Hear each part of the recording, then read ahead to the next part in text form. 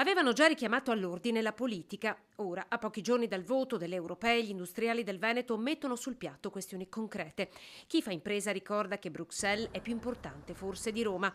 A sottolinearlo oggi dall'Interporto di Rovigo per presentare l'asta navigabile dell'Alto Adriatico Milano-Venezia Leopoldo Destro, presidente di Confindustria Veneto Est, ora delegato nazionale ai trasporti e alla logistica. Il primo e assoluto tema è la centralità del sistema manifatturiero del Paese, del sistema dell'industria del Paese e dell'Europa, che deve essere al centro di una politica industriale vera per fare in modo che il nostro territorio, la nostra Europa rimanga competitiva di fronte alle grandi sfide che abbiamo davanti e di fronte a grandi potenze Cina e Stati Uniti che continuano comunque a progredire in maniera inesorabile. Competitivi e per esserlo serve essere uniti. È indubbio che oltre alla competenza ci vorrà volontà di lavorare insieme. L'Europa deve essere unita, torno a dire, di fronte a grandi potenze che avanzano in maniera inesorabile. Abbiamo bisogno di essere uniti, di fare accadere le cose. Meno ideologia, più fronte comune per tracciare linee di sviluppo e soprattutto per contare.